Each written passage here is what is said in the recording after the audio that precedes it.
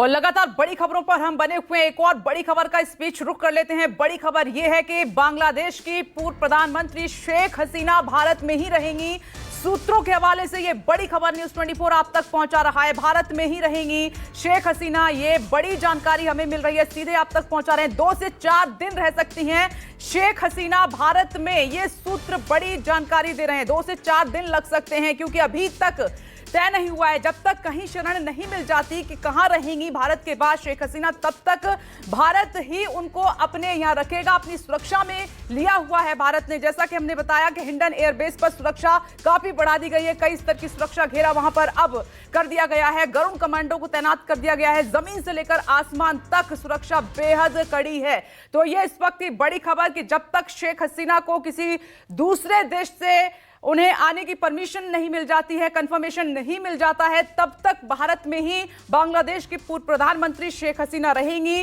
कल जो है इमरजेंसी लैंडिंग विमान की हुई थी, उन्हें ढाका से सीधे भारत आना पड़ा क्योंकि बांग्लादेश में हालात इस स्तर के हो गए थे कि उनके आवास तक में वहां के प्रदर्शनकारी घुस गए। लेकिन उससे पहले सेफली जो है बांग्लादेश की पूर्व प्रधानमंत्री क्योंकि रेजिग्नेशन देकर, इस्तीफा देकर वो भारत आई और भारत की सरजमी पर उतरते ही उन्हें सुरक्षा घेरे में ले लिया गया। तब से ही वो हिंडन एयरबेस पर मौजूद है। हालांकि उनका विमान जो है ढाका वापस जा चुका है, उड़ान भर चुका है ढाका के लिए। और साथ में अब बड़ी खबर यह है कि जब तक किसी दूसरे देश से कोई कंफर्मेशन नहीं मिल जाता कि यहाँ के बाद खबर यह थी कि लंदन जा सकती हैं, फिनलैंड जा सकती हैं, लेकिन कहां जाएंगी ये अभी तय नहीं है। सीधे रुक कर लेते हैं, संजीव त्रिवेदी दे रहे हैं ज्यादा जानकारी।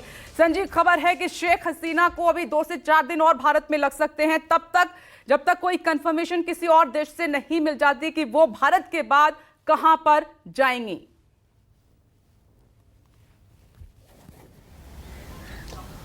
या देखिए, शेख हसीना ये चाहती हैं कि वो लंदन जाएं, लेकिन ऐसा लगता है कि प्रक्रिया वहाँ जो है उसको वो इतनी जल्दी इजाज़त की अभी तक कोई खबर आई नहीं है। और इस कारण से शेख हसीना स्टे पुट रहेंगी इंडिया में ही और दिल्ली में ही रहेंगी वो, या फिर भारत की निगरानी में वो रहेंगी, दिल्ली में रहती हैं या कहाँ रहती हैं ये भी बहुत स्पष्ट किसी भी सूत्र से जानकारी नहीं मिल रही है।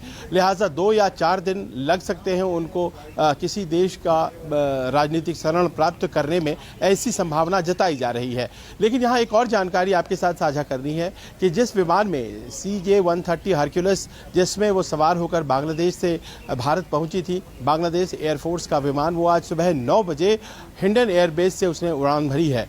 वो उड़ान भर करके क्या बांग्लादेश वापस चला गया है, इस बात की जानकारी नहीं है। संभवतः वो वापस नहीं गया है और वो किसी और दूसरे लोकेशन में गया है। लेकिन लोगों को ये जानकारी अभी तक नहीं दी गई है कि उस विमान में क्या शेख हसीना सवार थी या फिर वो अभी भी हिंडन एयरबेस में है, क्योंकि बताया यही जा रहा है कि उस विमान को भारत में ही किसी दूसरे एयरबेस पर रिलोकेट किया गया है, किसी दूसरे एयरबेस पर पहुंचा दिया गया है। अब सुबह 9 बजे अगर विमान ने उड़ान भरी है तो क्या उसमें हसीना थी या नहीं थी, ये अभी तक क्लियर नहीं है। और ऐसा होता है अमूमन कि सुरक्षा की दृष्टि से उन्हें रिलोकेट किया जा सकता है। ये तभी स्टैब्लिश्ड हो जाएगा जब आज कोई बड़ा अधिकारी उनसे मिलने के लिए हिंडन जाता है, और अगर नहीं जाता है तो फिर ये मानकर सेफली चला जा सकता है कि उन्हें हिंडन गाजियाबाद से भी हटाकर किसी दूसरे सेफ लोकेशन पर रख दिया गया है, क्योंकि इस वक्त उनका विमान जिसमें वो सवार होकर आई थी वो हिंडन में नहीं है और वो क्रॉसओवर कर गया है, बांग्लादेश वापस चला गया है, इस बात की भी जानकारी नहीं है। मतलब